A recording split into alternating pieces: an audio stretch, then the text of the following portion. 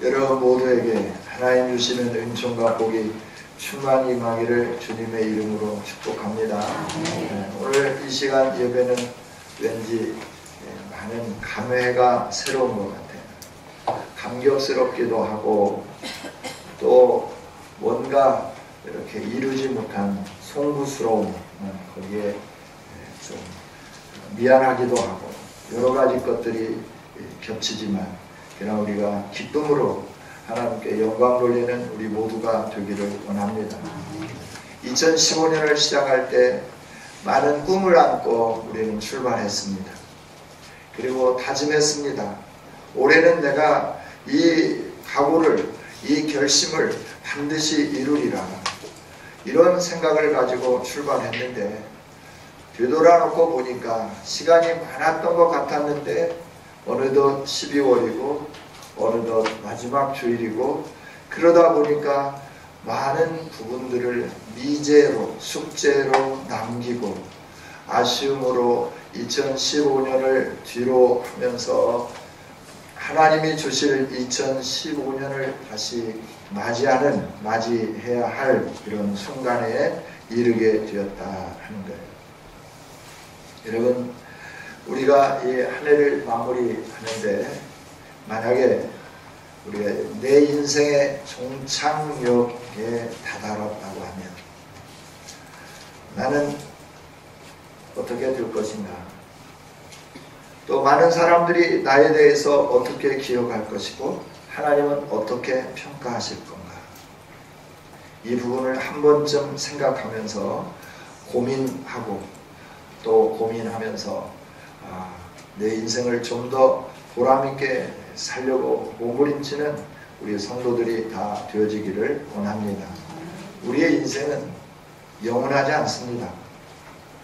영원할 것 같은데 영원하지 않아요. 이 세상에서 삶은 그렇다는 거죠. 우리의 인생의 삶의 길이는 다 주어졌어요. 그런데 그 길이가 길다고 하면 아주 길지만 짧다고 생각하면 아주 짧죠.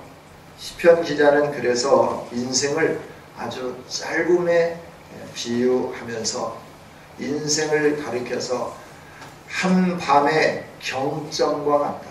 길고 긴 밤에 탁 찍힌 점과 같은 것이 우리의 인생이고 그 인생이 80 또는 70을 사는데 요즘은 이제 90에서 100세를 산다고 하니까 좀 더 늘어났지만 그러나 우리 인생을 보면 후회와 한숨과 고난의 연속이었음을 우리가 생각하지 않을 수 없다 하는 거죠.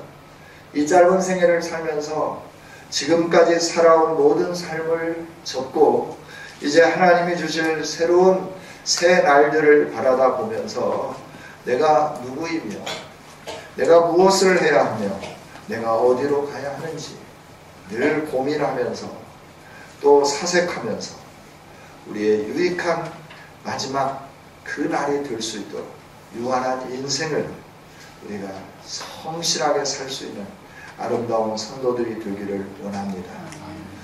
우리는 항상 뭔가를 기다리면서 살죠. 무언가 결정되는 그날을 기다리죠. 그날을 기다릴 때 우리는 기대하기도 하고 초조하기도 하죠. 시험을 치른 사람들은 합격 여부를 기다리면서 그 마음은 합격하기를 원하는 기대감과 함께 안 되면 어떠나 하는 이런 초조감이 공존하게 되죠. 결혼하고 아이를 가진 임산부들도 마찬가지죠. 출산할 날을 기다리면서 초조함과 기대감, 그러면서도 한 번도 해보지 않은 이 일들을 해야 하기 때문에 불안하지만 그럼에도 불구하고 그 날을 기다리게 된다 하는 거죠. 여러분, 우리가 기다리는 그날은 어떤 날입니까? 오늘 우리가 그날을 기다릴 때 우리 모두가 입가에 환희가 넘치고 하나님이 주시는 기쁨으로 충만하며 춤추면서 우리 모두가 결승점에 서고 함께 승리의 환호를 외치는 그 그 날이 되기를 소망해 봅니다. 오늘 말씀을 보면 하나님이 정하신 날이 있다 라고 말씀을 해요. 그 날이 큰 날이다, 가깝고도 빠르다 라고 14절에서 우리에게 말씀을 해줘요. 하나님이 정해놓으신 디데이가 있다는 거죠.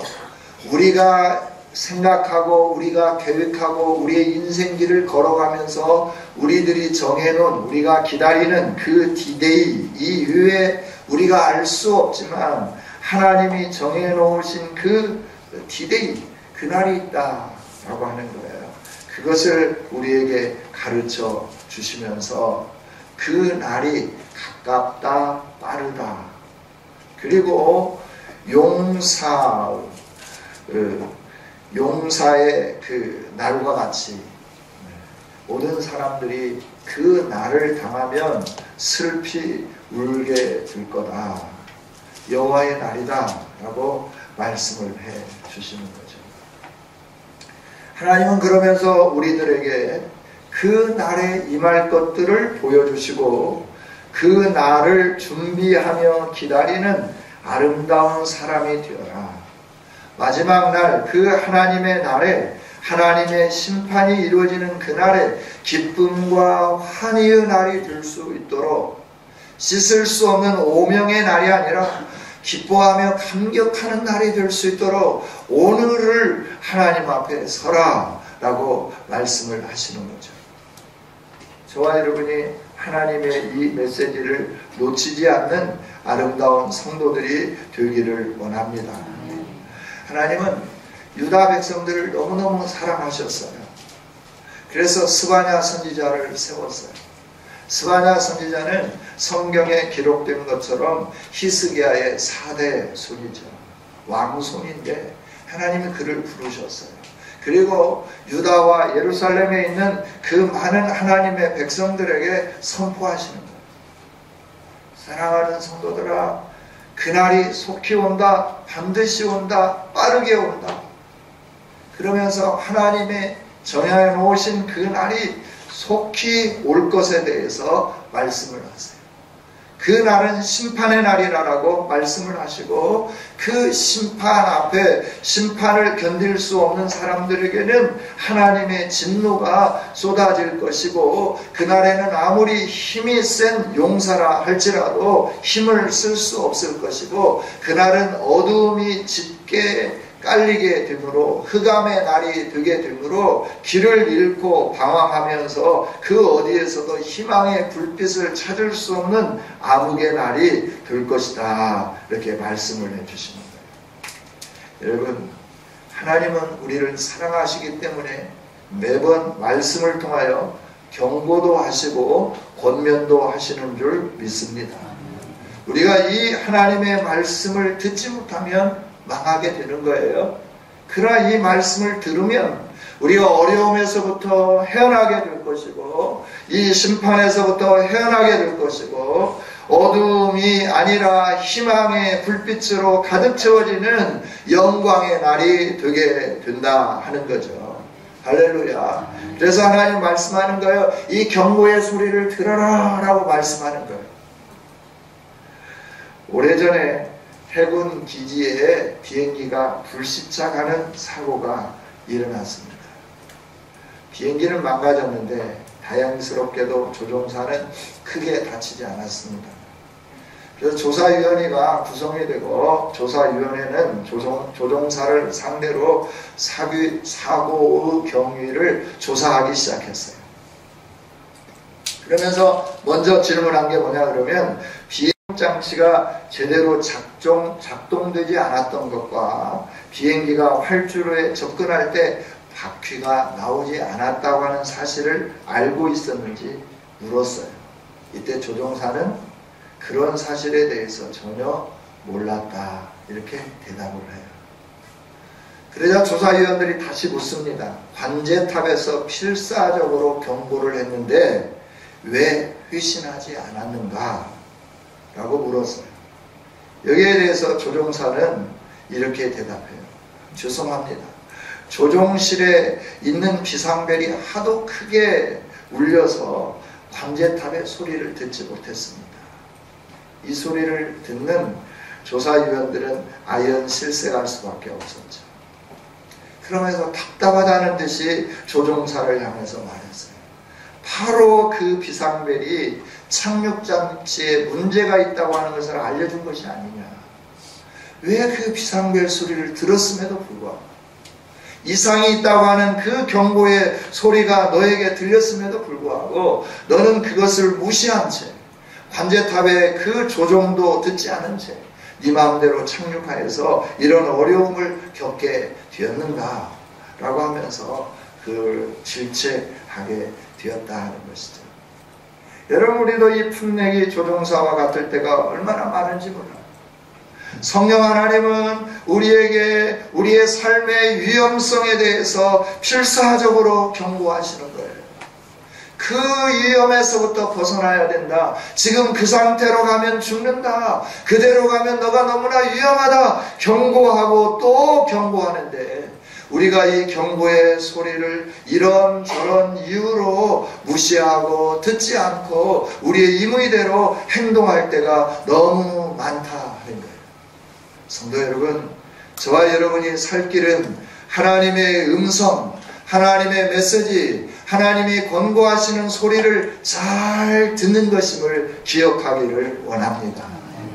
이 경고의 소리를 듣지 않고 우리가 계속 우리의 길을 걸어가면 어떻게 되느냐? 오늘 하나님은 말씀하시죠. 15절 이하에 그날은 분노의 날이다, 환난의 날이다, 고통의 날이다, 황폐한 날이다, 회망의 날이다, 캄캄한 날이다, 어둠의 날이다, 구름과 흑암의 날이다 라고 말씀을 해요.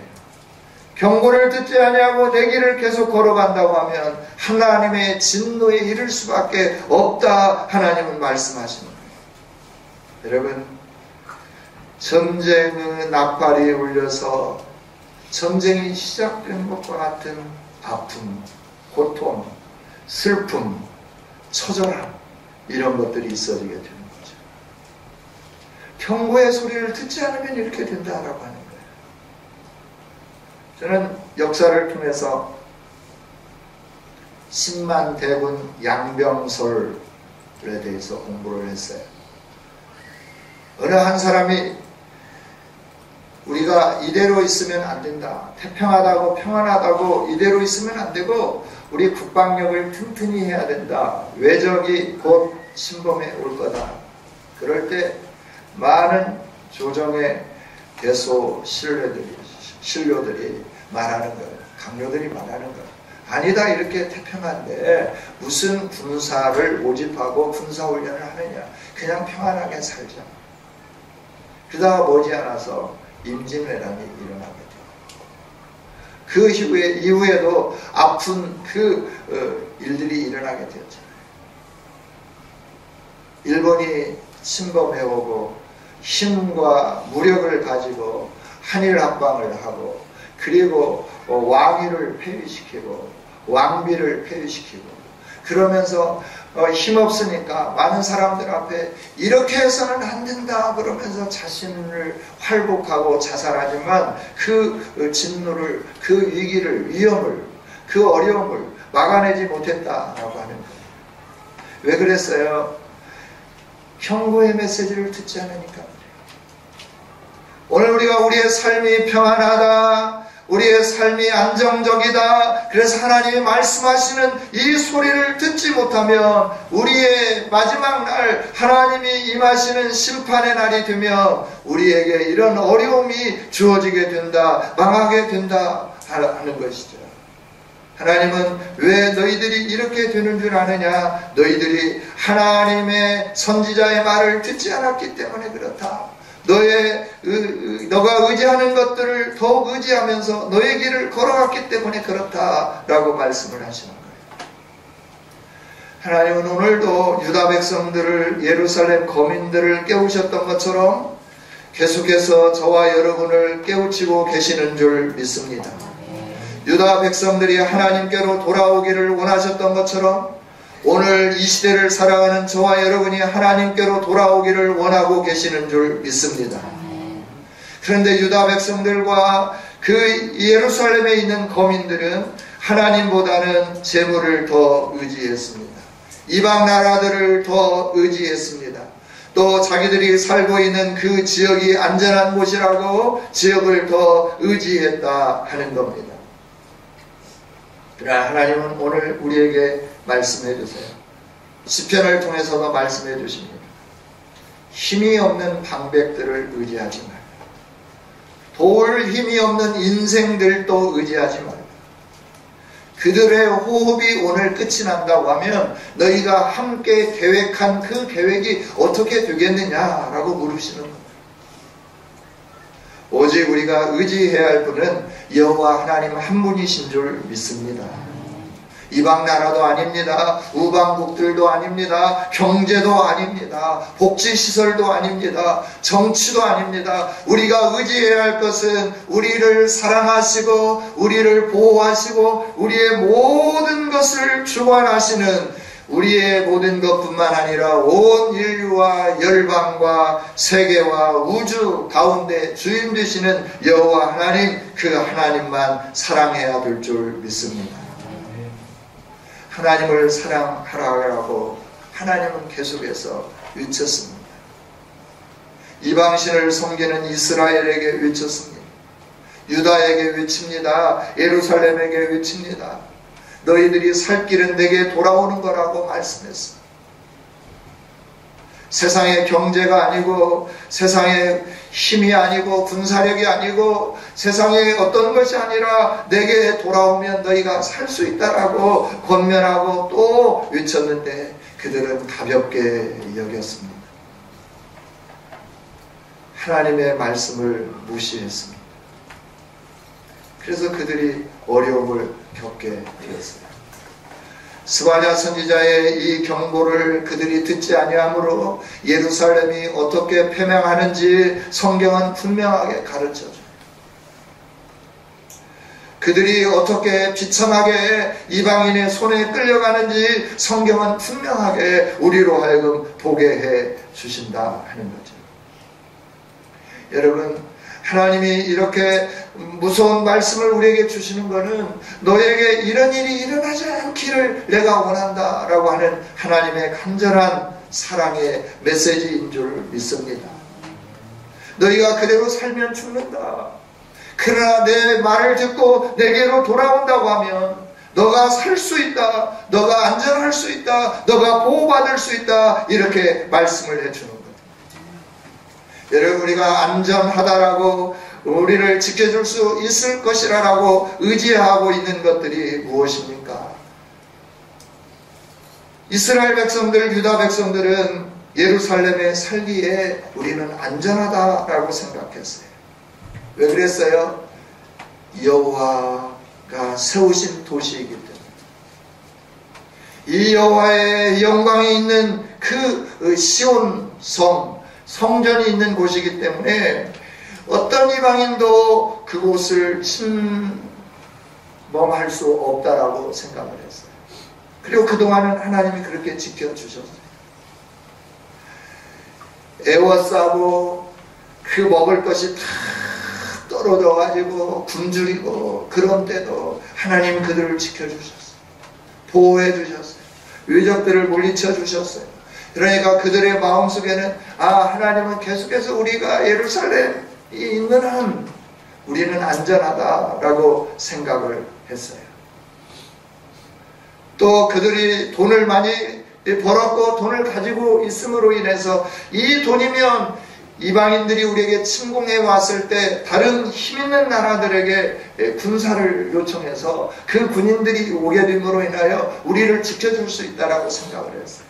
뿐만 아니라 우리를 침범해온 사람들에게 그들이 요구하는 조공, 그들이 원하는 경제적인 모든 것을 다 바치면 그들이 물러가더라 라고 하는 이런 과거의 인식이 있어요. 그래서 우리에게는 돈이 필요하고 은이 필요하고 금이 필요하고 우리에게는 이 이방과 관계가 중요한 거지 하나님께로 돌아가는 것이 중요하다고 생각을 하지 않았어요. 그러면서 하나님을 멸시하고 이방과 친밀하게 관계를 유지하기 위하여 이방들이 섬기는 이방이 원하는 우상들을 섬기고 그들이 요구하는 모든 삶을 살기 시작했다라고 합니다. 어려움이 온다 하여도 우리에게는 돈이 있고 우리에게는 친밀한 우방국이 있고 이방이 이웃 나라들이 있고 우리들에게는 하나님이 세우신 성전이 있기 때문에 하나님은 절대 우리를 멸망시키지 않으실 거야. 예루살렘에 있는 한 우리는 보호받을 수 있을 거야 라고 생각하면서 하나님의 말씀을 거역하기 시작했다 하는 거죠. 그러나 하나님은 오늘 말씀해 너희들이 안전하다고 생각하는 예루살렘이 망하게 될 것이다. 너희들이 그렇게 의지하던 이웃 나라들이 너희들을 지켜주지 않으며 그들이 너희들에게 와서 포악을 행할 것이다. 너희들이 그렇게 의지하고 있던 은과 금이 너희를 도와주는 것이 아니라 그날에 너희에게 아무런 쓸모가 없는 무용지물이 될 것이다 라고 말씀을 하시는 거예요. 여러분, 무엇이 여러분을 안전하게 지켜줄 것이라고 생각하고 의지하십니까? 무엇이 여러분의 인생을 책임져 줄 것이라고 여기면서 그것에 올인하고 계십니까? 오늘 우리는 좀 분명히 알기를 원합니다. 이 세상에 그 어떤 것도 우리를 지켜줄 수 있는 것은 아무것도 없음을 기억하기를 원합니다. 우리를 안전하게 보호해 줄 수 있는 것도 없다고 하는 사실을 깨닫기를 원합니다. 우리에게 아무것도 없지만 여호와 하나님이 우리와 함께 하신다고 하면, 여호와 하나님이 우리를 위하여 둘러 진쳐주신다고 하면 어떠한 군사력도 우리를 침범할 수 없으며 우리를 해할 수 없다라고 하는 것을 분명히 기억할 수 있기를 원합니다. 오직 여호와 하나님 한 분이십니다. 그분만이 살 길입니다. 그분만이 우리가 회복할 수 있는 길입니다. 그분만이 우리를 안전하게 해주실 수 있는 분이십니다. 다른 길은 없습니다. 다른 그 어떤 것도 우리를 안전하게 보호해 줄 수 있는 것은 아무것도 없습니다.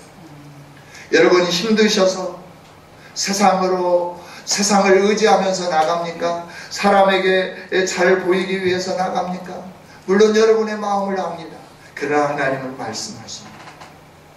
그 사람이 너를 보호해 주는 게 아니고, 그 사람이 너를 도와주는 게 아니고, 너가 친밀하게 관계를 맺은 그 사실들이 너의 인생을 책임져주며 너의 가정을 책임져주며 너의 산업의 모든 것을 책임져주는 것이 아니라 나 여호와가 주인이고 나 여호와가 너를 책임지며 너를 보호해 준다라고 말씀해 주시는 거예요. 그날이 이르기 전에, 멸망의 날, 어둠의 날, 캄캄한 날, 암흑의 날, 전쟁에 일어나서 용사들이 힘을 쓸 수 없는 날, 내가 가지고 있는 모든 재물들을 자랑했던 모든 것들이 아무 소용이 없는 그날이 이르기 전에 하나님은 오늘 우리로 하여금 내게로 오라라고 말씀해요. 그날이 오면 소멸될 수밖에 없어요. 그날이 오면 모든 것이 녹아 사라질 수밖에 없어요. 그날이 이르기 전에 하나님은 말씀해 주시는 거예요. 너희가 이 징벌을 당하는 날이 이르기 전에 오늘 2장 1절부터 있는 말씀을 통하여 수치를 모르는 백성아 모일지어다 모일지어다 명령이 시행되어 날이 겨같이 지나가기 전 여호와의 진노가 너희에게 내리기 전 여호와의 분노의 날이 너희에게 이르기 전에 그리할지어다. 모여라 라고 말씀하는 거예요. 나에게로 모여라 라고 말씀하는 거예요. 이 날이 오기 전에 너희들은 속히 내게로 오라 라고 말씀하는 거예요. 할렐루야. 안타까운 하나님의 이 부르짖으심, 하나님의 안타까운 이 외침에 우리가 귀를 기울일 수 있는, 이 음성을 들을 수 있는 저와 여러분이 되기를 원합니다. 이것이 희망입니다. 우리에게 남아있는 희망은 오직 여호와의 말씀을 듣는 일입니다. 다른 것은 없습니다. 하나님은 우리에게 희망을 주셔요. 칠흑같이 어두움과 두려움 속에서 희망의 빛을 본다고 하면 우리 마음속에 안도감이 있게 될 겁니다.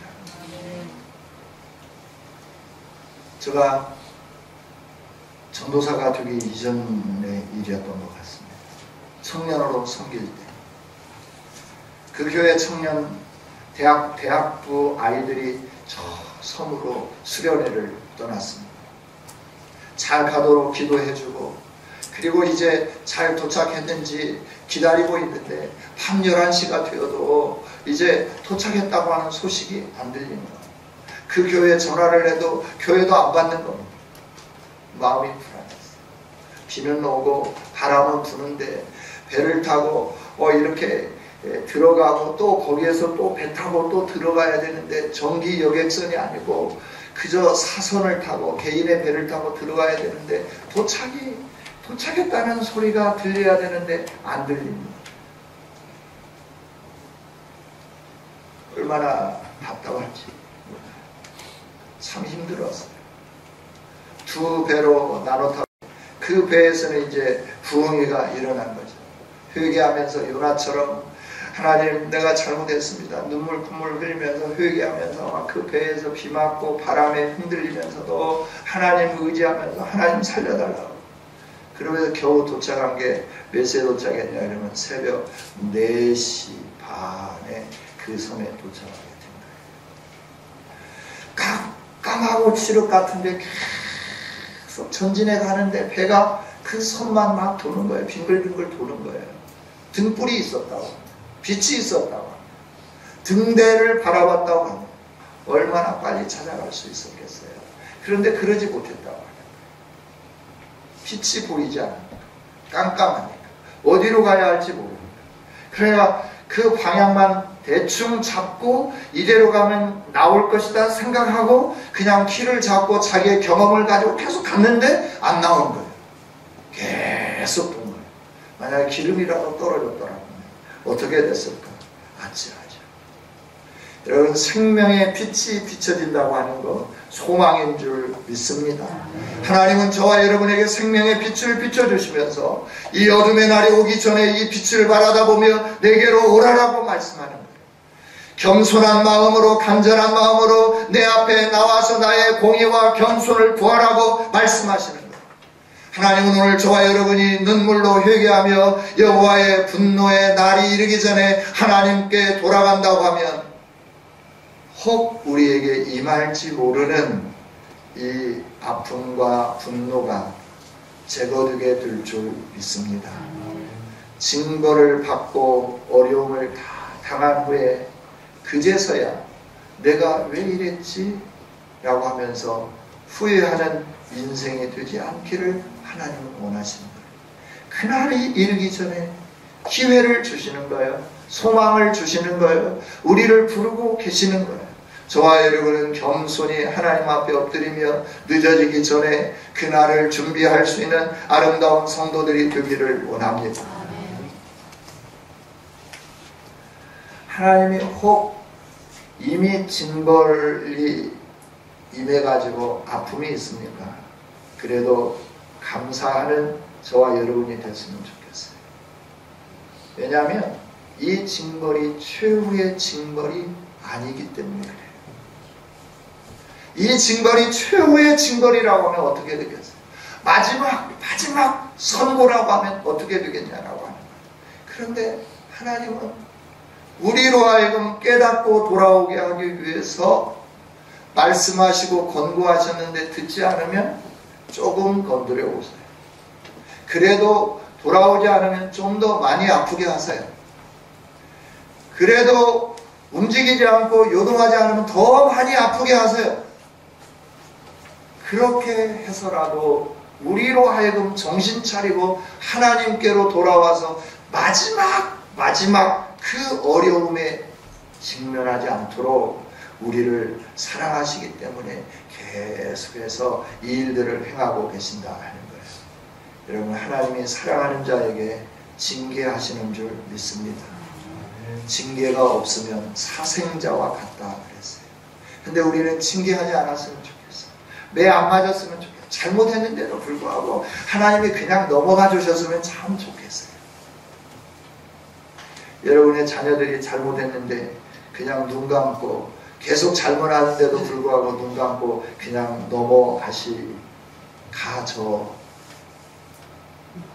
가져던가요? 어떻게 하시나요? 참다 못하면 소리라도 냅니다. 안 되면 매라도 듭니다. 어릴 어릴 때 같으면 내 마음대로 힘으로 제압할 수 있으니까 모든 걸 다 가능하게 행할 수 있지만 성장하면 힘도 안 되잖아요. 매를 들고 딱 때리죠. 아버지 왜 이러십니까? 말로 하시죠. 이러면 어떻게 됩니까? 곤란하잖아요. 친구 목사님이 그러시더라고요. 어느 날 아이가 하도 잘못해가지고 매를 들고 딱 때리려고 하니까 손으로 탁 잡으면서 아버지 목사님이 돼가지고 이렇게 폭행하시면 돼요. 폭행 목사님을 제가 고발해도 되겠습니까? 말씀으로 하시죠. 이러면서 이러더라고요. 여러분 참 세상이 어려워져 갑니다. 정말 어려워져. 하나님은 우리가 사생자와 같이 되지 않게 하기 위해서 사랑의 발로로 혹 때로 징계도 하시죠. 그 징계를 아프다라고만 하시지 말고 하나님의 사랑을 느끼면서 하나님 앞에 돌아설 수 있는 기회를 주신 그 은혜의 하나님을 찬양하며 하나님께 돌아설 수 있는 우리 모두가 되기를 원합니다. 여러분 혹시 낮은 대로 임하소서 영화를 보셨나요? 그 영화의 주인공이 안요한 목사님입니다. 이분은 목사님 아들로 태어났습니다. 하지만 젊은 시절은 그에게 신앙심이 없었습니다. 목사님의 아들로서가 아니라 그냥 자유인, 네. 이렇게 살았습니다. 주일날 예배 드려야 되는데 주일날 예배당이 피카다리, 피카소 뭐 이런 데 있어요. 뭔 말인지 웃으시는 분들은 아시는 것 같아요. 극장에 가서 영화 보면서 하나님을 만났다라고 하는 거예요. 그러니까 예배는 안 드리고 극장에 갔다라고 하는 거죠. 매 순간마다. 머리는 비상했습니다. 그래서 그가 공부를 하면서 대학을 졸업하고 유수한 성적으로 졸업하니까 어떻게 했느냐 그러면 미국으로 건너가서 좋은 직장에 다닐 그 꿈을 키워갔어요. 그리고 떳떳하면 아버지를 비난했어요. 아버지같이 목회를 해가지고 목사가 다냐고 이러면서 아버지를 비난하면서 굉장히 이렇게 거칠게 살았어요. 어느 날 출국 수속을 밟는데 갑자기 눈이 가물가물해지는 거예요. 그래서 이상하게 여기고 여러 병원들을 찾아다니면서 치료해보지만 소용이 없어지는 거예요. 그래서 결국 시력을 잃게 됩니다. 실명하게 됩니다. 그래서 집을 돌아가는데 앞이 안 보이니까 시궁창에도 빠지고 난리를 치는 거죠. 왜 나인가 소리를 치다가 결국 그는 하나님을 만나는 겁니다. 그리고 하나님은 나 요한이를 버리지 않으셨구나. 나는 세상으로 향하여 하나님의 메시지를 듣기 싫어서 아버지의 그 권고의 말을 듣기 싫어서 매 주일마다 영화관으로 달려가고 매 저녁마다 나이트클럽으로 달려갔던 나의 인생을 새롭게 고치셔서 이 세상에 맛볼 수 없는 영원한 영광스러움을 나에게 주시기 위하여 내 눈의 시력을 가져가셨지만 더 큰 은혜를 주시기 위하여 이 일을 해주셨구나 라고 생각하면서 그 징계를 통하여 하나님의 사랑을 느끼고 인간적인 세상적인 모든 꿈은 이렇지만 가장 소중한 하나님의 은혜를 체험하게 되었다라고 그가 고백하지 않던가요? 여러분 때로 징계는 이렇게 아픕니다. 그러나 하나님은 하나님을 만나게 해야 할 방법이 그 길밖에 없다고 하면 그 길을 통해서라도 하나님께로 인도한다고 하는 사실을 기억하기를 원합니다. 우리에게 남겨진 이 소망 놓지 않았으면 좋겠습니다. 우리를 사랑하시면서 우리로 하여금 하나님의 영광의 나라에 이르게 하시기를 위하여서 우리의 인생의 여정의 모든 길을 간섭하시면서 때로는 징계하시고 때로는 힘들게 하시고 때로는 있는 것을 가져가시기도 하시고 때로는 건강을 가져가시기도 하시고 때로는 정말 많은 사람들 앞에 창피를 당하게도 하시고 이러면서까지라도 우리의 우리의 인생을 새롭게 하시기 위하여 기회를 주시는 그 하나님 앞에 감사하며 설 수 있는 저와 여러분이 되기를 원합니다. 우리의 일생의 모든 것은 하나님의 은혜로 이루어지는 줄 믿습니다. 하나님의 이 은혜가 우리에게 끊어지면 우리는 죽습니다. 길을 찾을 수 없습니다. 그러나 하나님은 우리에게 다행히도 계속해서 이 은혜의 빛을 비춰주신다 하는 거예요. 우리가 처해 있는 상황이 어떤 상황이든가 하나님이 비춰주시는 그 빛을 보기를 원합니다. 빛을 보지 못하면 우리는 계속해서 세상에서 방황할 수밖에 없습니다. 그러나 그 빛을 발견하고 그 빛을 따라 우리의 인생의 목표를 정하고 그 빛을 따라 우리의 방향성을 정확히 잡고 나아간다고 하면 하나님은 치유하시고 회복하시고 온전케 하시고 새롭게 하시고 영화롭게 해 주실 줄 믿습니다. 2015년 지났습니다. 대망의 2015년 다시 허락받을 수 있을지 아무도 장담할 수 없지만 하나님이 우리 2016년을 다시 허락해 주신다고 하면 겸손하게 하나님 앞에 엎드리며 주님의 음성에 귀 기울이며 주님이 원하시는 삶 앞에 충성을 다하는, 그래서 우리의 위기가 변하여 하나님의 은총이 되고 우리의 삶의 어려움이 변하여 기쁨이 되고 눈물이 변하여 찬송이 되는 삶으로 바뀌어지는 2016년이 될 수 있기를 주님의 이름으로 축복합니다. 하나님 감사합니다. 그날이 오기 전에 우리로 하여금 하나님 앞에 설 수 있기를 원하시는 주님의 이 간절한 심령의 메시지를 들을 수 있도록 은혜를 주시니 감사합니다. 주님 사랑합니다. 주님 찬양합니다. 우리가 무엇이기에 우리를 내버려 두지 아니하시고 멸망케 놔두지 아니하시고 긍휼과 인자로 간을 씌워주시며 말씀을 통하여 새로운 길 걸어갈 수 있도록 해주시는지요. 주님의 이 사랑 외면하지 않게 하여 주옵소서. 이 사랑에 깊이 감복하며 하나님 앞에 겸손히 무릎 꿇는 종이요 우리 사랑하는 교우들이 다 되게 하여 주시옵소서. 2016년 하나님이 허락해 주신다고 하면 감사함으로 받으며 하나님 앞에 서서 이 은혜의 진리의 말씀 앞에 서서 우리에게 주신 소망을 붙잡으며 승리할 수 있도록 역사해 주시옵소서. 하나님 감사합니다. 찬양합니다. 우리가 이렇게 승리할 수 있도록 회개의 마음을 허락하여 주시고 주님의 말씀만 붙잡을 수 있도록 결심하게 하여 주시옵소서. 이 마음 변하지 않도록 도와주옵소서. 예수님 이름으로 기도하옵나이다.